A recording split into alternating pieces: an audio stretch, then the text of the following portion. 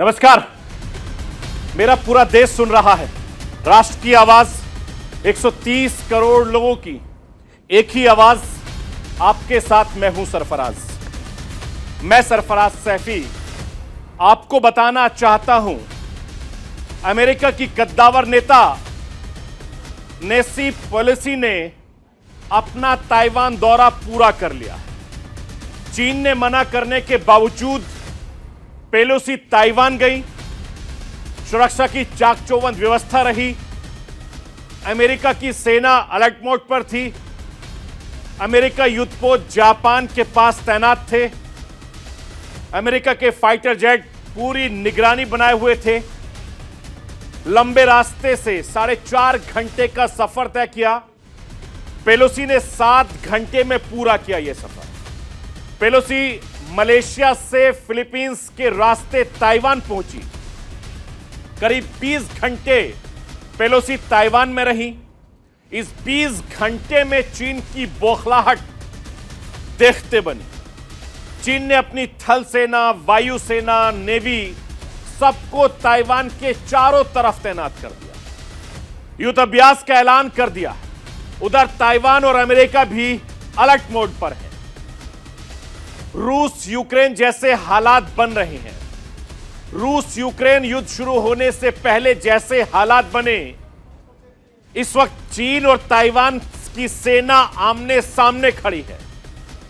America की भूमिका उसी तरह विवादित होती जा रही है।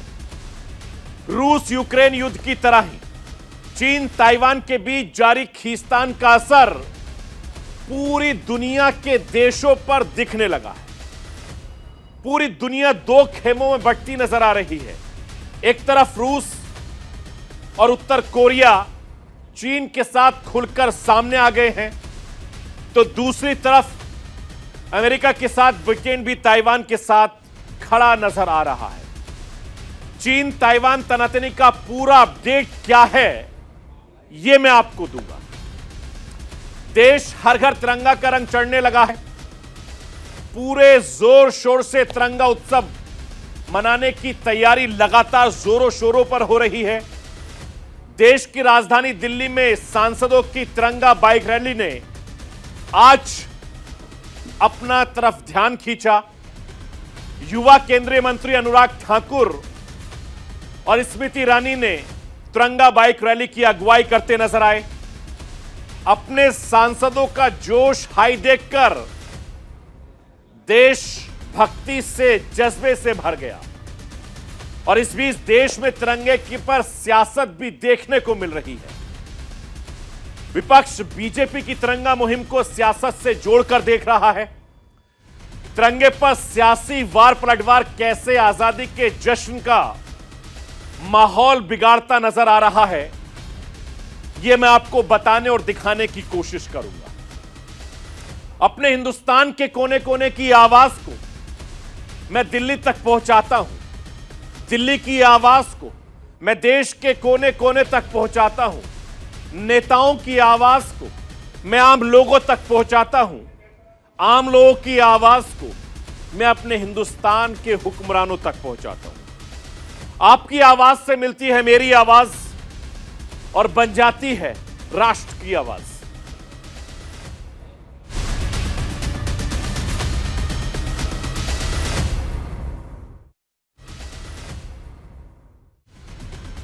चलिए, आज राष्ट्र की आवाज की शुरुआत मैं अमेरिका, चीन, ताइवान से करना चाहता हूं। और जो हालात रूस और यूक्रेन में बने हुए थे, आज कमोवेश उसी तरीके के हालात ताइवान और चीन में बने हुए हैं। मेरे साथ बहुत ही खास मेहमान इस वक्त जुड़ गए हैं। जैद तरार साहब अमेरिकी विदेश विभाग के प्रवक्ता हैं। जैद साहब, बहुत बहुत शुक्रिया आपका न्यूज इंडिया को राष्ट्र की आवाज को वक्त देने के लिए। बहुत बहुत शुक्रिया। Always a pleasure. तरार साहब, सबसे पहले मेरा सवाल यह है कि आप यह बताइए कि चीन को अमेरिका से क्या प्रॉब्लम है, या फिर नेसी पेलोसी से कोई चीन को दिक्कत है, प्रॉब्लम है? जी सरफराज, पहली बात तो ये है कि मैं बहुत ही स्पष्ट तौर पर ये कहना चाहूँगा आपके व्यूअर्स के लिए कि असल में अगर आप राष्ट्रपति बाइडेन से पूछें कि उनका क्या ख्याल है इस वक्त चीन के हवाले से, वो आपको ये बताएंगे कि असल में हम चाहते हैं कि हम अपने अमरीकी चीन जो जो ताल्लुकात हैं वो बहुत तवज्जो, बहुत सोच समझ कर हम संभालें। हम नहीं चाहते कि तनाव बढ़े, कि टेंशन बढ़े। हम नहीं चाहते कि हम लड़ाई झगड़ा में फंस जाएं। क्यों? क्योंकि इसमें अमेरिका का फ़ायदा नहीं है कि अगर हम बिला वजह चीन के साथ लड़ाई करें या हम उनके साथ मुकाबला करें या हम उनके खिलाफ हों हर सूरत। हाँ, ये है कि जब वो हम समझते हैं कि जब वो कुछ अंतर्राष्ट्रीय कानून के खिलाफ करते हैं, जैसे साउथ चाइना सी में अगर वो किसी आइलैंड को कब्जा करने की कोशिश में है तो वो तो गलत है। वो तो हम आवाज़ उठाएंगे। जब गलत काम हम देखते हैं तो हम बिल्कुल ऊंची आवाज़ अपने साझेदारों के साथ, G7 के साथ हम आवाज़ उठाएंगे जब हम देखते हैं कि कुछ सही रास्ते पे नहीं जा रहा। लेकिन ये कहते हुए इसका मतलब ये नहीं कि हम हर सूरत चीन के खिलाफ हैं या हम चीन को नीचे रखना चाहते हैं या हम किसी सुपर पावर मुकाबला में जाना चाहते हैं। तलार साहब, जब आपके 5 सीनेटर ताइवान जाते हैं तो चीन चुप हो जाता है और नेसी पॉलिसी जाती है तो चीन भड़क जाता है, ऐसा क्यों? देखिए ये अब सवाल जो है अब खुद पूछ रहे हैं अपने आप से कि देखिए असल में ये जो दौरा हम देख के अभी हमने देखा है हमारे लीडर पेलोसी से, ये कोई नई बात नहीं है। ये पहले भी हो चुका है। हाँ ठीक है कि कई साल पीछे न्यूट गिंगरिच की बात है, लेकिन ये हो चुका है, इसका प्रेसिडेंट है। ये नहीं है कि कभी नहीं हुआ। और हम इस वक्त ये देख रहे हैं कि लग ऐसा रहा है कि बीजिंग और चीनी सरकार इस वक्त तनाव को बढ़ाने की कोशिश में है और अब हम धमकियां भी सुन रहे हैं चीन की तरफ से। हम नहीं समझते कि इसका फ़ायदा है। चीन का फ़ायदा नहीं है, अमेरिका का फ़ायदा नहीं है इसमें, जब धमकियां और तनाव हम सुन पा रहे हैं। जी अतरा साहब, चीन कह रहा है कि आप अपनी फॉरेन पॉलिसी का उल्लंघन कर रहे हैं। अमेरिका वन चाइना पॉलिसी को तो मानता है लेकिन ताइवान पर अड़ जाता है। देखिए ये मेरे ख्याल में हम बहुत स्पष्ट तौर पर कहते हैं कि गलत है जो हम सुन रहे हैं चीन से इस वक्त, क्योंकि असल में हमारे वन चाइना पॉलिसी में कोई तब्दील नहीं आया। तो हम समझते हैं कि ताइवान चीन का एक हिस्सा है। हम समझते हैं कि एक ही चीन है, बल्कि हम खुद ताइवानीज रिलेशंस एक्ट हमारा कानून है अमेरिका में, जिसके मुताबिक हम अपने जो ताल्लुकात हैं ताइवान के साथ वो हम चलाते हैं। तो बहुत स्पष्ट तौर पर हम कह चुके हैं कि कोई तब्दील नहीं आया हमारा ताइवान पॉलिसी में। और हम ये भी इस बात पर जोर दे रहे हैं बार बार कि हम नहीं चाहते कि कोई भी साइड, चाहे वो ताइवान हो चाहे वो चीन हो, चीनी सरकार हो, कि वो ताकत और लड़ाई और बंदूक के जरिए कोई भी सूरत हाल को तब्दील करने की कोशिश करें। अतरा साहब, ताइवान बहुत छोटा सा देश है। ऐसा तो नहीं हो जाएगा कि दो बड़े देशों की तकरार में एक छोटे देश ताइवान से देश को बड़ा नुकसान हो जाए? आप किस नजरिए से देख रहे हैं? देखिए हम भी समझते हैं कि बिल्कुल ठीक है आपने कि ताइवान यकीनी तौर पर एक छोटा आइलैंड है, लेकिन हम नहीं समझते कि एक ताइवान एक ऐसा हम कह सकते हैं खिलौना है या कोई बड़े दो पावर में लड़ाई झगड़े में ये एक सिर्फ एक हिस्सा है। हम समझते हैं कि ताइवान बल्कि इनका जो अंतर्राष्ट्रीय तौर पर जो उनका भूमिका है वो अपनी जगह है। और अगर आप सेमीकंडक्टर को आप ले लें या कोई भी आप हाई टेक टेक्नोलॉजी को लें तो ताइवान का एक पूरी अंतर्राष्ट्रीय सप्लाई में वो भूमिका है। तो हम नहीं समझते कि ताइवान एक ऐसा जगह है जो कि एक आप कह सकते हैं कि चीन और अमेरिका के खिलाफ एक मसला बन जाएगा। तार साहब, अमेरिका सुपर पावर है, ये पूरी दुनिया जानती है। और ये मैं आपसे समझना चाहूंगा हिंदुस्तान की आवाम समझना चाहेगी, दुनिया के लोग जो इस वक्त न्यूज इंडिया को देख रहे हैं वो ये समझना चाहेंगे कि अगर चीन ताइवान पर हमला कर देता है तो चीन के 27 लड़ाकू विमान ताइवान के आसपास घूमते नजर आए। ऐसे में अमेरिका कितनी पावर का इस्तेमाल करेगा, कर सकता है, क्या लग रहा है आपको? देखिए, हमारे ताइवान रिलेशंस एक्ट में ये बल्कि लिखी हुई है, तो आप कोई भी आपके व्यूअर्स जाके पढ़ भी सकते हैं इस कानून को, और उसके मुताबिक हाँ, हम बिल्कुल ताइवान को सुरक्षित रखेंगे। ये हमारे वादा है उनके साथ, और मेरे ख्याल में इसमें कोई शक नहीं होना चाहिए कि हम बिल्कुल ताइवान के साथ खड़े हुए हैं। और बल्कि खुद कल मेरे कॉलीग वाइट हाउस से जॉन कर्बी ने ये कहा है कि हमने $1 बिलियन के हथियार भी दिए हैं ताइवान को। इसका मतलब ये नहीं है कि हम तनाव को बढ़ाना चाहते हैं या हम चीन के साथ लड़ाई झगड़ा की कोशिश में हैं। तारा साहब, एक सवाल और करना चाहता हूं। आतंकी अलकायदा जो अल जवारी था उसके खात्मे पर सबसे पहले आपको मैं बधाई भी दूंगा, क्योंकि पिछले 21 सालों से लगातार वो दहशतगर्द छुपा रहा ओसामा बिन लादेन की तरह, लेकिन आप लोगों ने बड़ी समझदारी से उसको मौत के घाट उतार दिया। लेकिन ये कितने दिन की मेहनत है, ये हम आपसे जरूर समझना चाहेंगे। जी देखिए, बल्कि आप खुद राष्ट्रपति बाइडेन का अगर कहना सुने तो उन्होंने इस ऐलान को देते हुए कई दिन पहले ख़ास तौर पर उन्होंने शुक्रिया अदा, उन्होंने धन्यवाद दिया जितने भी हमारे कॉलीग्स हैं जो इंटेलिजेंस कम्युनिटी में वो काम करते हैं, जो कि उन्होंने बहुत मेहनत की है, सालों से मेहनत की है, ताकि हम इस ख़तरनाक शख्स को हम ढूंढ सकें और हम ऑपरेशन कार्रवाई उनके ख़िलाफ़ कर सकें। तो बिल्कुल ये कोई मामूली बात नहीं है, हमने बहुत मेहनत की है। क्यों हमने की है, ये तो ज़ाहिरी बात है, क्योंकि हम समझते हैं कि जो आतंकवाद से जो ख़तरा आता है वो सिर्फ अमेरिका की तरफ नहीं है, बल्कि पूरी विश्व में ये खतरा जो है ये फैल जाती है, सिर्फ एक देश की बात नहीं है। बिल्कुल। तारा साहब, अब से लगभग 24 घंटे 48 घंटे पहले मैं अपने शो में ही इस पूरे ऑपरेशन को मैंने दिखाया, पूरा डिकोड किया, और जिस तरीके से अल जवारी का खात्मा हुआ उस वक्त ओसामा बिन लादेन की याद दिलाता है।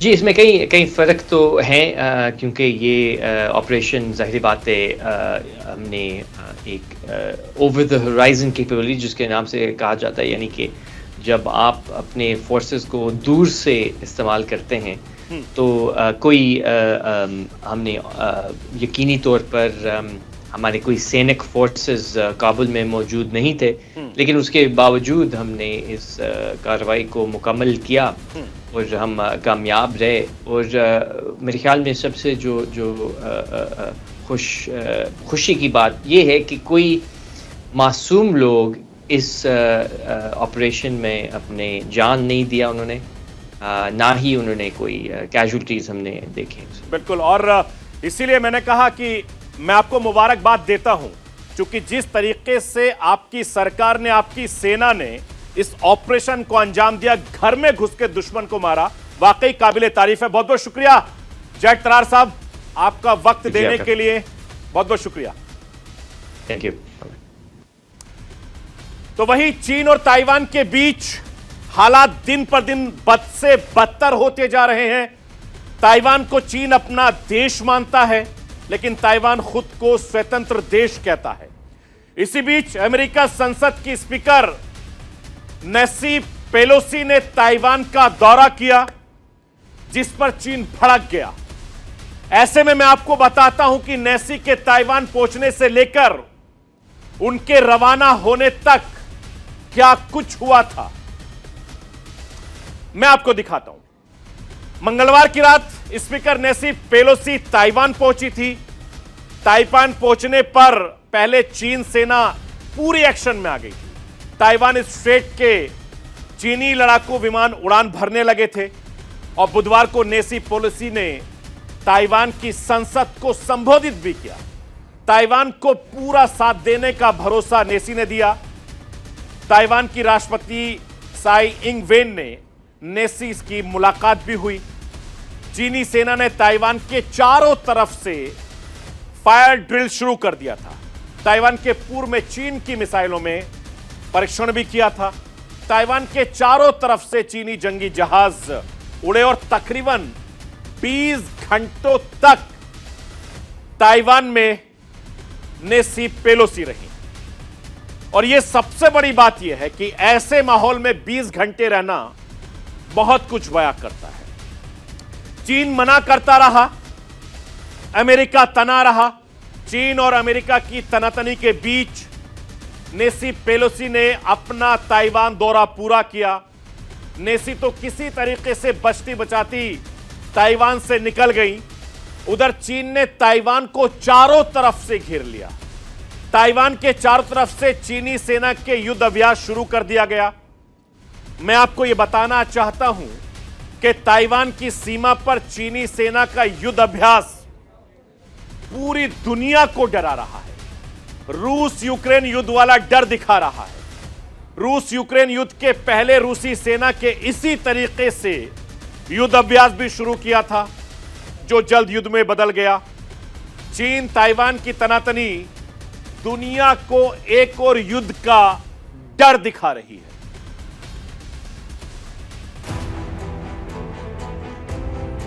अमेरिकी संसद की स्पीकर नैन्सी पेलोसी मंगलवार को मलेशिया से रात 8:15 बजे के करीब ताइवान की राजधानी ताइपे पहुंची और बुधवार के करीब 3:30 बजे के करीब ताइवान से साउथ कोरिया के लिए निकल गई।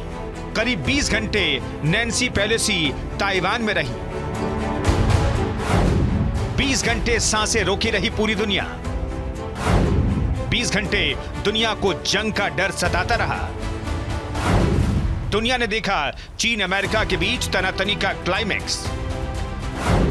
दुनिया ने देखा चीन ताइवान के बीच तनातनी का क्लाइमैक्स। नैन्सी पेलोसी के ताइवान दौरे को लेकर चीन शुरू से ही भड़का रहा है। नैन्सी का ताइवान प्लान सामने आने के बाद चीन के राष्ट्रपति शी जिनपिंग टेलीफोन पर आपसी बातचीत के दौरान अमेरिका के राष्ट्रपति बाइडेन को खुले शब्दों में चेतावनी दे चुके हैं। आग से खेलोगे तो जल जाओगे, कुछ इसी अंदाज में चीन अमेरिका को धमका चुका है। ताइवान पर चीन और अमेरिका के बीच तनातनी के एक लंबे दौर के बावजूद नैन्सी पेलोसी का दौरा रद्द नहीं हुआ। एहतियातन तमाम तरह के सुरक्षा प्रावधानों के साथ पेलोसी बचती बचाती मंगलवार को जब मलेशिया की राजधानी कुआलालंपुर से ताइवान की राजधानी ताइपे के लिए निकली, तभी से ही सबकी सांसें अटकी हुई थी। फ्लाइट रडार 24 के मुताबिक नैन्सी पेलोसी को लेकर जब अमेरिकी एयरफोर्स का विमान स्पार 19 मलेशिया से उड़ा, तब से करीब 3 लाख लोग उस विमान को लाइव ट्रैक कर रहे थे, जिसकी वजह से वेबसाइट क्रैश कर गई। कुआलालंपुर से ताइपे पहुंचने में 4.5 घंटे का समय लगता है, जबकि पेलोसी के विमान को 7 घंटे का समय लगा। अमेरिकी नेवी और एयरफोर्स के 24 एडवांस फाइटर जेट्स ने नैन्सी के प्लेन को एस्कॉर्ट किया, क्योंकि पेलोसी को सुरक्षित ताइवान पहुंचाना अमेरिका के सम्मान का विषय बन गया था। ताइपे पहुंचने के लिए पेलोसी के विमान को साउथ चाइना सी से बचकर निकलना था, क्योंकि चीन इसे अपना इलाका मानता है। इधर से गुजरना खतरे से खाली नहीं था, इसलिए पेलोसी का विमान फिलीपींस की तरफ से होता हुआ लंबे रूट से करीब 7 घंटे में ताइवान पहुंचा। चीन के युद्धपोतों और फाइटर विमानों से बचते बचाते नैन्सी पेलोसी ताइवान पहुंच गई। इसी बीच पेलोसी के विमान को पीछे से सुरक्षा कवर देने के लिए अमेरिका के 4 युद्धपोत और 1 एयरक्राफ्ट कैरियर जापान की समुद्री सीमा के पास तैनात रहे। चीन की सैन्य मूवमेंट पर चौकन्नी निगाह बनाए रहे। अमेरिका और ताइवान की सेना की मुस्तैदी के बीच नैन्सी पेलोसी का ताइवान दौरा पूरा हुआ, लेकिन आगे क्या होगा? क्या चीन चुप रह जाएगा? क्या चीन पलटवार नहीं करेगा? क्या दुनिया एक और युद्ध देखेगी? क्या यूक्रेन की तरह ही ताइवान लड़ाई लड़ेगा? ये कुछ सवाल हैं जो पूरी दुनिया की चिंता बढ़ा रहे हैं।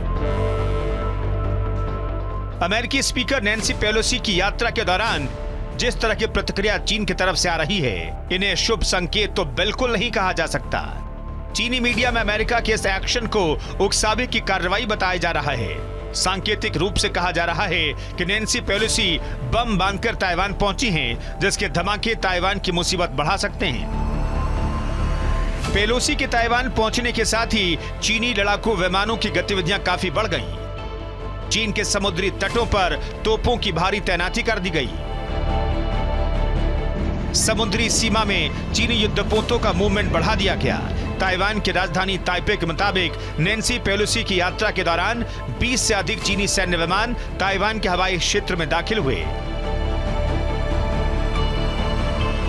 बुधवार की सुबह चीन ने ताइवान के चारों तरफ युद्धाभ्यास और लाइव फायर ड्रिल का ऐलान कर दिया। चीनी एम्बेसडर डेंग जीजून ने ट्वीट कर कहा, अगले कुछ दिनों तक ताइवान द्वीप के चारों तरफ 6 जगहों पर लाइव फायर एक्सरसाइज किया जाएगा। प्रवेश प्रतिबंधित रहेगा। बाकायदा ताइवान के चारों तरफ जिन 6 जगहों की चीन मिलिट्री एक्सरसाइज की शुरुआत कर रहा है, मैप पर उसकी लोकेशन भी शेयर की गई है।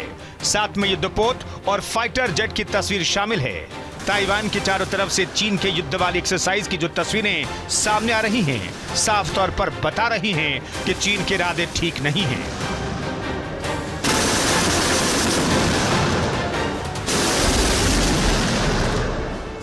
ये बिल्कुल वैसे ही हालात हैं जो रूस यूक्रेन युद्ध के पहले देखने को मिले थे, जब रूस ने यूक्रेन के चारों तरफ अपना सैन्य अभ्यास शुरू कर दिया था। युद्ध से पहले युद्ध वाला माहौल बनाना शुरू कर दिया था। Bureau report, news India. और राष्ट्र की आवाज में रुकूंगा एक छोटे से ब्रेक के लिए।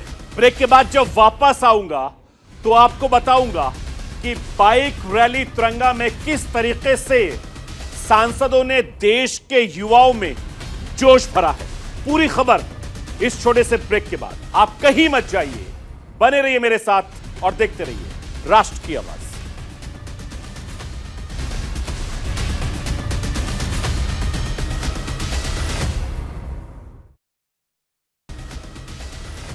ब्रेक के बाद एक बार फिर आपका स्वागत है राष्ट्र की आवाज में। नैन्सी पेलोसी के ताइवान दौरे की चर्चा पूरी दुनिया भर में हो रही है। चीन के आग बबूला होने के बावजूद नैन्सी पेलोसी ताइपे पहुंची, करीब 20 घंटे रही। इस दौरान स्पीकर पेलोसी ने चीन को लोकतंत्र का पाठ पढ़ाया। मैं आपको यह बताना चाहता हूं, पेलोसी को चीन जरा भी पसंद नहीं करता। पिछले 3 दशक से पेलोसी चीन की किरकिरी बनी हुई है।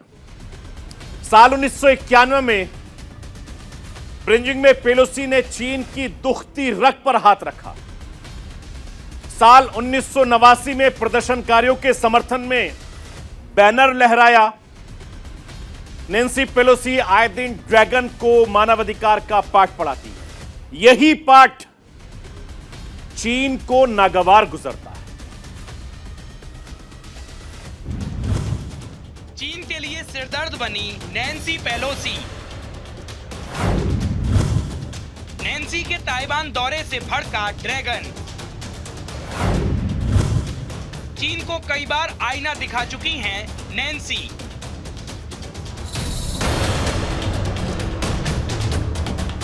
बड़बोले चीन ने अमेरिका को धमकाते हुए कहा था कि वो आग से न खेले और नैन्सी पेलोसी को ताइवान दौरे से रोके। लेकिन चीन की चेतावनी के बाद भी अमेरिकी संसद की स्पीकर नैन्सी पेलोसी ने ताइवान का दौरा किया। नैन्सी पेलोसी ने न केवल ताइवान की यात्रा की, बल्कि ताइवान की संसद से चीन को चेताया भी। ताइवान की धरती से चीन को साफ संदेश देते हुए नैन्सी ने कहा था कि ताइवान में लोकतंत्र की रक्षा के लिए अमेरिका पूरी तरह से प्रतिबद्ध है। सुरक्षा के मुद्दे पर अमेरिका ताइवान का साथ देगा। हमें ताइवान की दोस्ती पर गर्व है। अमेरिका ने 43 साल पहले ताइवान के साथ खड़े रहने का जो वादा किया था, वो उस पर आज भी अडिग है। ये पहला मौका नहीं है जब नैन्सी पेलोसी ने चीन के घावों पर नमक छिड़का हो, बल्कि पहले भी वे ऐसा कर चुकी हैं। 1991 और 2008 में चीन के लिए बड़ी चुनौती बन चुकी हैं। पहले इस वीडियो को देखिए। ये वीडियो साल 1991 का है। नैन्सी पेलोसी तब बीजिंग के दौरे पर गई थी। नैन्सी का ये दौरा थियानमेन चौक पर हुए नरसंहार के 2 साल बाद का है। 1989 में थियानमेन चौक पर चीनी तानाशाह ने लोकतंत्र के पक्ष में प्रदर्शन कर रहे छात्रों पर गोलियां चलवा दी थी। नैन्सी पेलोसी थियानमेन चौक पर अपने सांसदों के साथ पहुंची और यहाँ पर एक बैनर लहराया जिस पर चीनी और अंग्रेजी भाषा में लिखा था, to those who died for democracy in China. इसका मतलब है चीन में लोकतंत्र के लिए मारे गए लोगों के लिए प्रदर्शन। नैन्सी के इस बयान पर तब चीन काफी जोर से भड़क गया था, क्योंकि वो पहला मौका था जब पेलोसी ने चीन की दुखती रग पर हाथ रखा था। उसके 19 साल बाद नैन्सी पेलोसी ने एक बार फिर चीन को परेशान कर दिया। 19 साल बाद एक बार फिर नैन्सी पेलोसी ने चीन से पंगा ले लिया। चीन की गीदड़ भौंकी को नैन्सी दरकिनार करते हुए भारत के धर्मशाला पहुंच गईं। उन्होंने धर्मशाला में तिब्बत के धर्मगुरु दलाई लामा से मुलाकात की। दरअसल चीन दलाई लामा को अपना दुश्मन मानता है, जिस वजह से ड्रैगन ने नैन्सी पेलोसी के इस दौरे का काफी विरोध किया था। लेकिन नैन्सी कहां मानने वाली थी। चीनी विरोध के बाद भी 9 सांसदों के साथ दलाई लामा से उन्होंने मुलाकात की थी। नैन्सी पेलोसी को चीन जरा भी पसंद नहीं करता है। इसकी एक बानगी हालिया की घटना में मिलती है।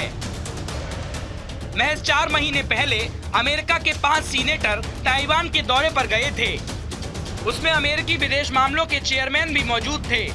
तब चीन ने जरा भी शोर नहीं मचाया था। लेकिन अब जब अमेरिकी संसद की स्पीकर ताइवान पहुंची तो चीन भड़क गया। अमेरिका को आग से न खेलने की धमकी तक दे डाली। नैन्सी के दौरे को लेकर चीन आखिर इतना भड़का क्यों है? इसकी कई वजहों में से एक ये है कि नैन्सी पेलोसी मानवाधिकारों के उल्लंघन के लिए चीन की लगातार आलोचना करती रही हैं। 3 दशकों से नैन्सी मानवाधिकारों की वकालत करती रही हैं। स्पीकर पेलोसी की वेबसाइट पर एक सेक्शन है जिसका नाम है a powerful voice for human rights in China. Section में चीन को मानवाधिकारों को कुचलने वाला करार दिया गया है। मानवाधिकारों के मुद्दे को नैन्सी पेलोसी लगातार उठाती रही हैं। जब भी मौका मिलता है और जो भी मंच होता है, स्पीकर पेलोसी ह्यूमन राइट्स को लेकर ड्रैगन को घेरती रहती हैं। 2002 में चीन के वाइस प्रेसिडेंट हु जिनताओ अमेरिका गए थे। नैन्सी पेलोसी ने मानवाधिकार को लेकर तब 4 पत्र सौंपना चाहा। हु जिनताओ ने पत्र लेने से इनकार कर दिया था। 2009 में नैन्सी पेलोसी चीन की यात्रा पर गई थी। नैन्सी ने 2009 में हु जिनताओ की सियासी बंदियों से मांगी थी रिहाई। स्पीकर पेलोसी से चीन चाहे जितना भी चिढ़ता हो, लेकिन नैन्सी पेलोसी अपने स्टाइल में काम करती रही हैं। 2007 में दलाई लामा के साथ दशकों पुरानी दोस्ती के चलते उन्होंने धर्मगुरु को कांग्रेस का स्वर्ण पदक दिया था और उनकी वेबसाइट ने आजादी की लड़ाई में दलाई लामा के नेतृत्व को नमन किया था। नवंबर 2015 में नैन्सी पेलोसी ने तिब्बत में अमेरिकी कांग्रेस के प्रतिनिधि मंडल का नेतृत्व किया था। तिब्बती छात्रों और नेताओं से मुलाकात कर तिब्बती स्वायत्तता, वहां की भाषा, संस्कृति और धर्म के संरक्षण की वकालत की थी। पिछले 25 सालों में ये पहला मौका है जब अमेरिका के नंबर 3 की हैसियत रखने वाले नेता ताइवान का दौरा किए हों। इससे पहले 1997 में रिपब्लिकन पार्टी के हाउस स्पीकर न्यूट गिंगरिच ने ताइवान की यात्रा की थी। तब भी चीन काफी जोर शोर से भड़का था, लेकिन गीदड़ भभकी दिखाने के बाद चीन शांत हो गया। लेकिन तब से अब तक हालात काफी बदल गए हैं। चीन आज दुनिया की राजनीति में बहुत मजबूत ताकत बनकर उभरा है। ऐसे में क्या चीन पेलोसी के ताइवान दौरे पर क्या कदम उठाता है, इस पर पूरी दुनिया की नजरें हैं। Bureau report, news India.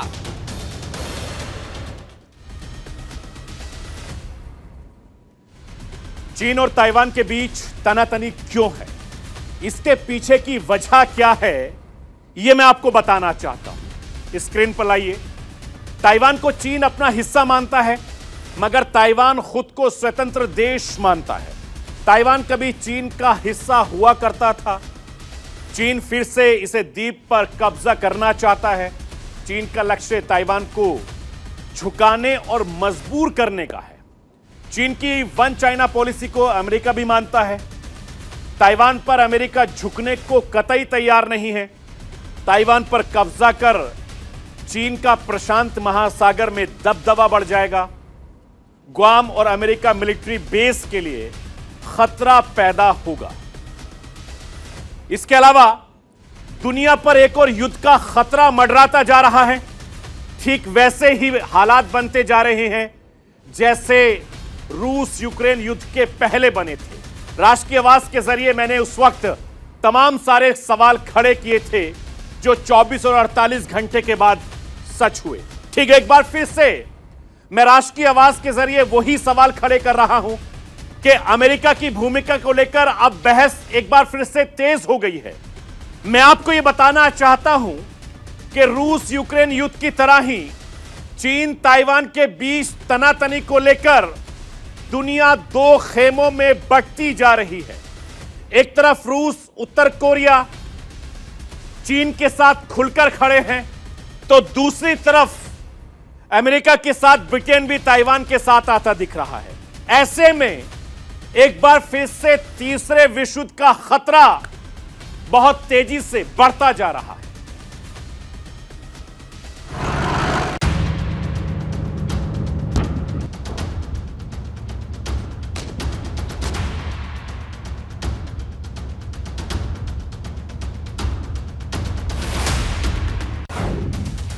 एक बार फिर दुनिया पर युद्ध का खतरा। रूस यूक्रेन युद्ध जैसे बन रहे हालात। चीन ताइवान के बीच चरम पर तनातनी।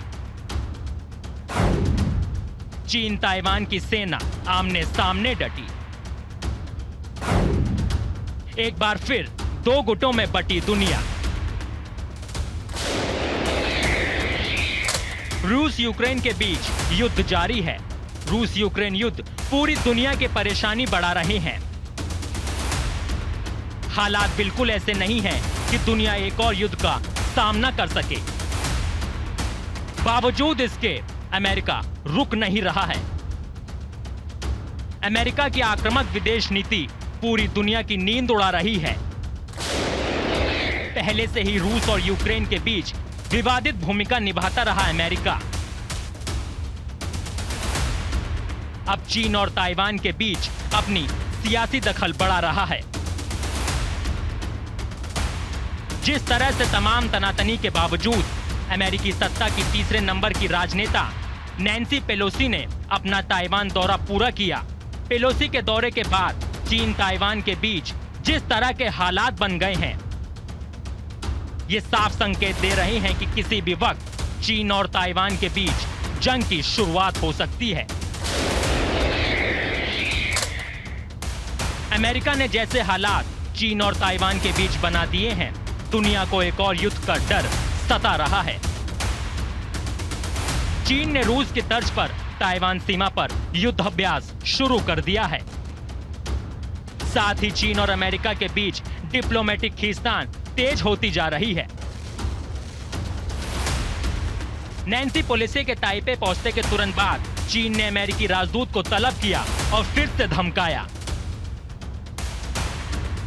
चीन के उप विदेश मंत्री झाई शेंग का धमकी भरा बयान सामने आया है।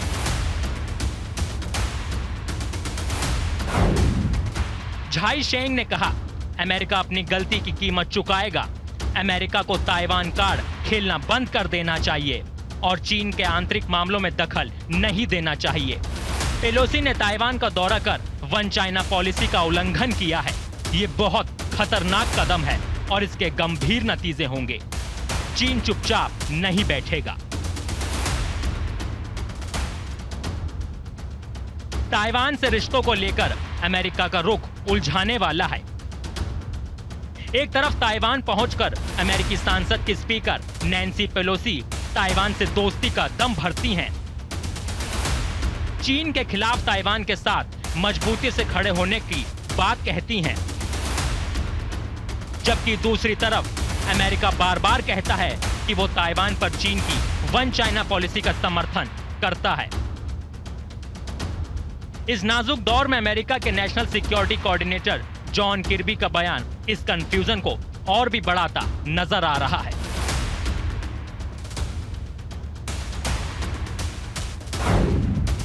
जॉन किर्बी ने कहा, अमेरिका की वन चाइना पॉलिसी पर उसका रुख साफ है। वन चाइना पॉलिसी में कोई बदलाव नहीं हुआ है और हम ताइवान की स्वतंत्रता का समर्थन नहीं करते हैं। चीन ताइवान के बीच तनाव की स्थिति है और इसमें अमेरिका की भूमिका पूरी दुनिया को दो खेमों में बांटने लगा है। रूस यूक्रेन जंग की तर्ज पर एक बार फिर दुनिया बढ़ती नजर आ रही है। चीन के समर्थन में आवाजें बुलंद होने लगी हैं। कुछ देश खुलकर सामने आने लगे हैं, जिन्हें लगता है कि अमेरिका चीन की संप्रभुता से छेड़छाड़ कर रहा है। पेलोसी का दौरा गलत है, इसे अमेरिका का उकसाने वाला कदम बताया जा रहा है। चीन को समर्थन देने वाले देशों में पहले नंबर पर उत्तर कोरिया है और दूसरे नंबर पर रूस। इसके साथ ही पाकिस्तान का नाम भी सामने आ रहा है।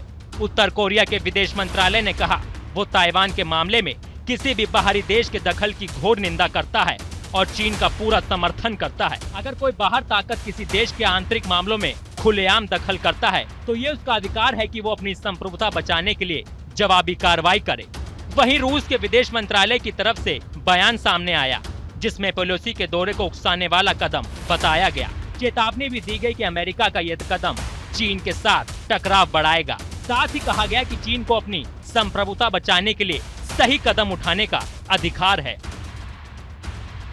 चीन के पक्ष में कुछ देश आ रहे हैं तो वहीं ताइवान के समर्थकों की संख्या भी बढ़ने लगी है। ताइवान के साथ अब तक खुले तौर पर अमेरिका तो खड़ा नजर आ ही रहा है।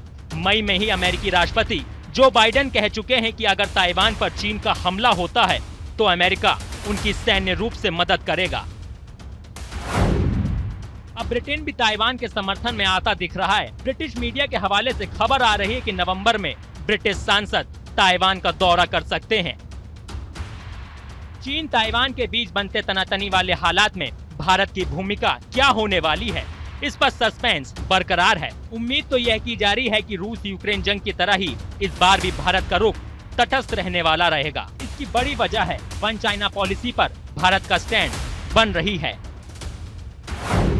भारत के ताइवान के साथ डिप्लोमेटिक रिलेशन नहीं है और वो वन चाइना पॉलिसी का समर्थन करता है। हालांकि हाल के कुछ सालों में भारत ने ताइवान से नजदीकियां बढ़ाई हैं। वर्ष 2020 में 20 मई को बीजेपी ने अपने दो सांसदों मीनाक्षी लेखी और राहुल कासवान को ताइवान की राष्ट्रपति साई इंग वेन के शपथ ग्रहण समारोह में वर्चुअली जुड़ने की अनुमति दी गई थी। भारत और चीन के बीच मौजूदा रिश्ते ताइवान पर भारत के रुख में कुछ बदलाव की उम्मीद भी जगाते हैं। पिछले 2 सालों से जिस तरह से सीमा पर भारत और चीन की सेना के बीच खींचतान जारी है, ऐसे में ताइवान के साथ चीन के तनातनी जैसे हालात भारत को डिप्लोमेटिक दांव खेलने का मौका तो दे ही रहे हैं। Bureau report, news India.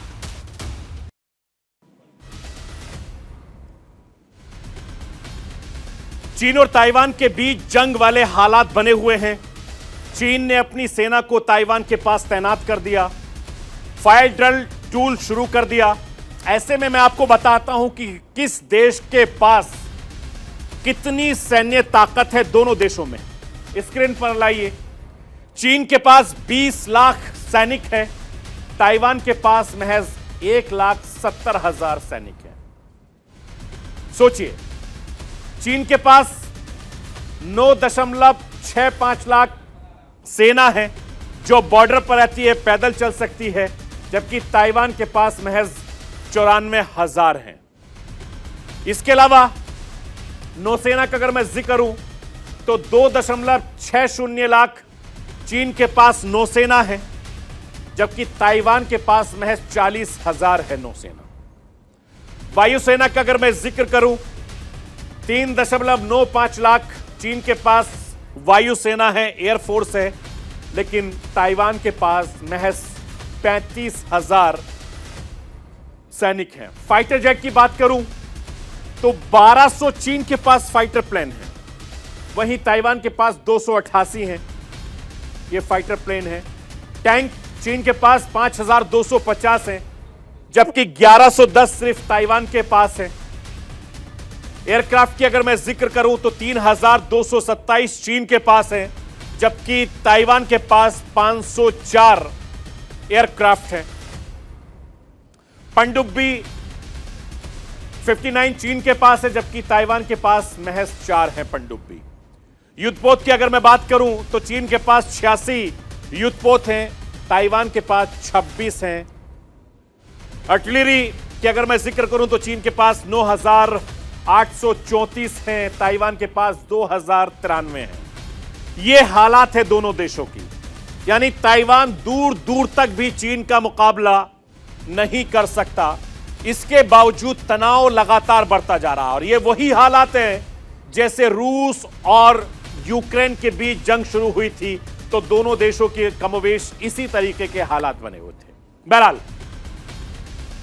Hindustan आजादी का अमृत महोत्सव मना रहा है। हर घर तिरंगा अभियान की शुरुआत हो गई है। देश के प्रधानमंत्री नरेंद्र मोदी ने इसकी शुरुआत की। आज हर घर तिरंगा अभियान का दूसरा दिन है। आज बाइक तिरंगा यात्रा निकाली गई, जिसकी अगुवाई देश के युवा केंद्रीय मंत्री अनुराग ठाकुर ने की। अनुराग ठाकुर साहब ने बाइक पर तिरंगा लगाया और उसकी सवारी की, बाकी सांसदों के साथ मिलकर यात्रा की। बाइक तिरंगा यात्रा से हिंदुस्तान के युवाओं में जोश भरने की आज एक बड़ी कोशिश की गई है। बीजेपी के मंत्रियों और सांसदों ने पूरे जोश खरोश के साथ बाइक तिरंगा यात्रा में शिरकत की, लेकिन विपक्ष ने इससे दूरी बना ली। केंद्रीय मंत्री अर्जुन मेघवाल ने कहा कि हमने विपक्ष के सांसदों को बाइक तिरंगा रैली में शामिल होने का न्योता दिया था, मगर विपक्षी सांसदों ने हिस्सा नहीं लिया। मैं आपको यह बताना चाहता हूं, सियासत करने की आजादी सबको है, लेकिन देश के लिए एक साथ आने में आखिर विपक्ष को क्या बुराई है। आजादी के 75 साल, खास मौके पर जोश बेमिसाल। जैसे जैसे 15 अगस्त नजदीक आ रहा है, पूरे देश का माहौल तिरंगामय होता जा रहा है। आजादी के 75 साल के मौके पर मोदी सरकार की हर घर तिरंगा फहराने की योजना है, जिसके लिए तैयारियां जोरों पर हैं। दिल्ली में तिरंगा यात्रा का आयोजन किया गया, जिसमें बीजेपी सांसदों 2 व्हीलर पर हाथों में तिरंगा लिए नजर आए। अनुराग जी, पहली बार ऐतिहासिक रैली लाल किले से विजय चौक तक, ये दिखाता है तिरंगे की शान को, ये दिखाता है भारत के युवा जोश को।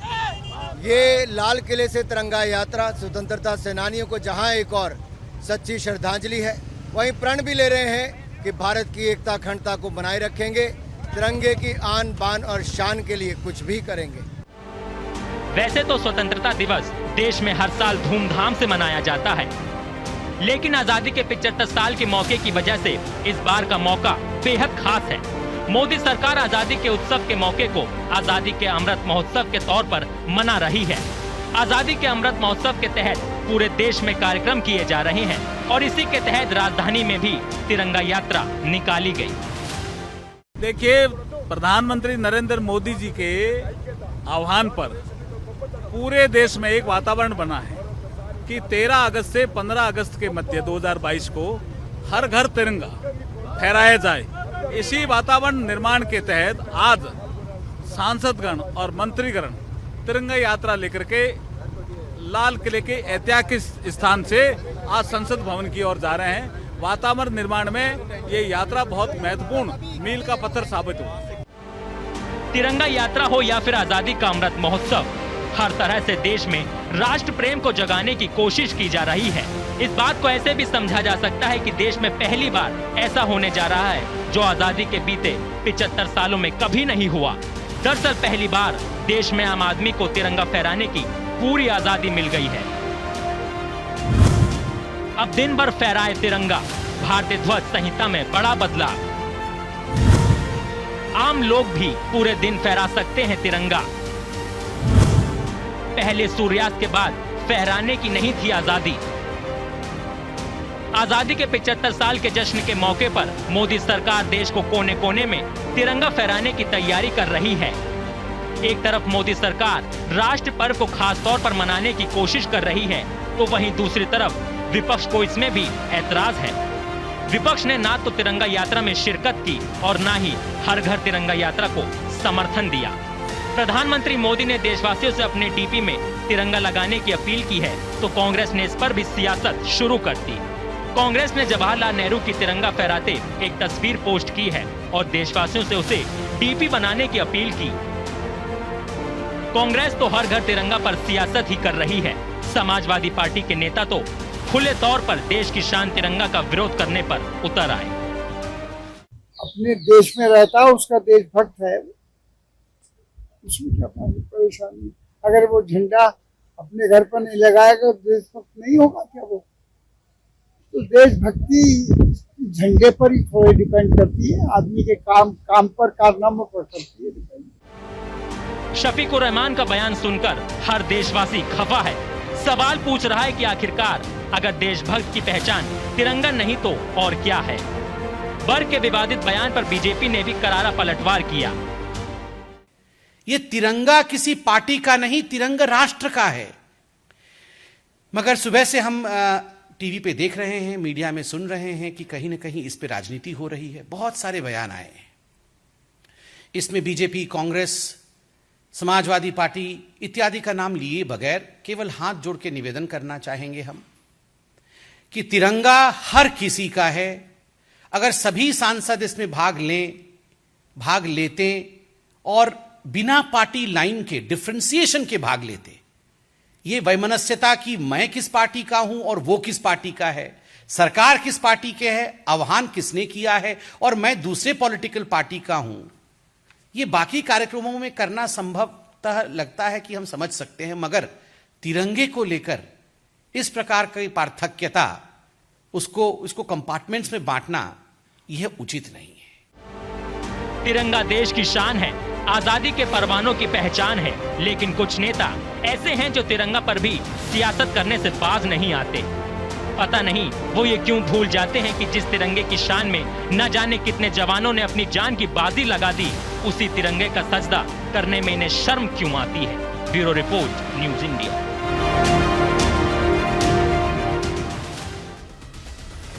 तो ये थी राष्ट्र की आवाज। बाकी खबरों के लिए आप बने रहिए न्यूज इंडिया के साथ। कल फिर होगी आपसे मुलाकात।